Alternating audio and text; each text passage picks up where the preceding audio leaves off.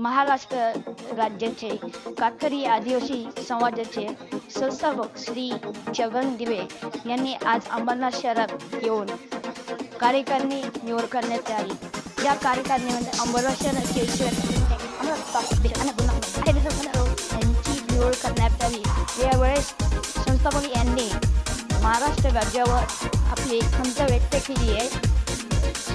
देश स्वतंत्र होऊन 75 वर्ष पूर्ण झाली तरी कातकरी समाज हा स्वतंत्र झाला आहे.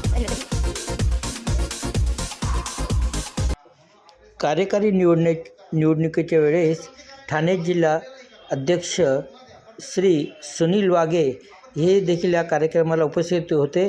त्याचप्रमाणे असंख्य समाजातील कातकरी व आदिवासी समाज उपस्थित होते. आज इथे अंबरनाथ तालुक्यामध्ये आलेलो आहे. आदिवासी कातकरी संघटनेचे संस्थापक, महाराष्ट्राचे संस्थापक. तर आज इथं अंबरनाथ तालुक्यामध्ये येऊन अंबरनाथ तालुका कमिटी निवडण्यात आलेली आहे. तर अंबरनाथ तालुका अध्यक्ष संतोष गजानन मुकणे यांना अंबरनाथ तालुका अध्यक्षपद घोषित करतोय. साईनाथ गुरुनाथ मुकणे यांना अंबरनाथ तालुका सचिवपद घोषित करतोय. संतोष अनंता जाधव सतीश अनंता जाधव यांना कार्याध्यक्षपद अंबरनाथ तालुक्याचा घोषित केलेलं आहे या संघटने, आदिवासी आदिम कातकरी संघटनेच्या धोरणे. तसेच ठाणा जिल्हा सचिव सुनील वाघे इथं उपस्थित आहेत आणि यांच्या मार्गदर्शनाने अंबरनाथ तालुका कमिटी निवडण्यात आलेली आहे.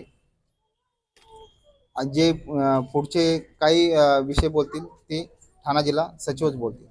आता तर संघटनेच्या धोरणे आमचा जो विकास, आदिवासी कातकरी समाजाचा जो विकास थांबलाय, ह्या विकासाकडे सर्व जमाती म्हणजे सर्व लोक आणि सर्व जाती सुधारणुका झालेल्या आहेत आणि या झालेल्या आहेत सुधारणुका झालेले आहेत. पण देश स्वतंत्र होऊन तरी पण आमचा कातकरी समाज हा या झालेला नाही, स्वतंत्र झालेला नाही. त्याच्या संदर्भात म्हणजे बोलण्याचं माझं तात्पर्य का शासन सांगतोय का कातकरी आदिवासी समाजाला एवढ्या योजना येतात तेवढ्या योजना, पण आमच्या कातकरी समाजापर्यंत अजूनपर्यंत योजनाच नाही. आणि योजना जर आल्या असत्या तर आमच्या कातकरी समाजाची अशी हे परिस्थिती अशी राहिली असती का? एवढंच माझं बोलण्याचं तात्पर्य आहे. आदिवासी बांधवांच्या कोणत्या समस्या आता जाणवतात? आता तर घरकुलांचे समस्या आहेत भरपूर. आता इथे मी आता एवढ्यातच जस्ट मीटिंगमध्ये विषय झालाय. नगरपालिकेत एवढे प्रकल्प अधिकारी त्यांना 2-2 पत्र देऊन तरी पण नगरपालिकेने कुठल्याही प्रकारचा त्यांना रिपोर्ट दिलेला नाही ह्या संदर्भात. आणि दुसरे का आदिवासी समाजाला राहण्यासाठी काही त्यांना खूप घरांची परिस्थिती आहे गंभीर. याच्या संदर्भात मी तर सांगतो का त्यांना लवकरात लवकर अंबरनाथ तालुक्यामध्ये घरकुल मंजूर करण्यात यावा.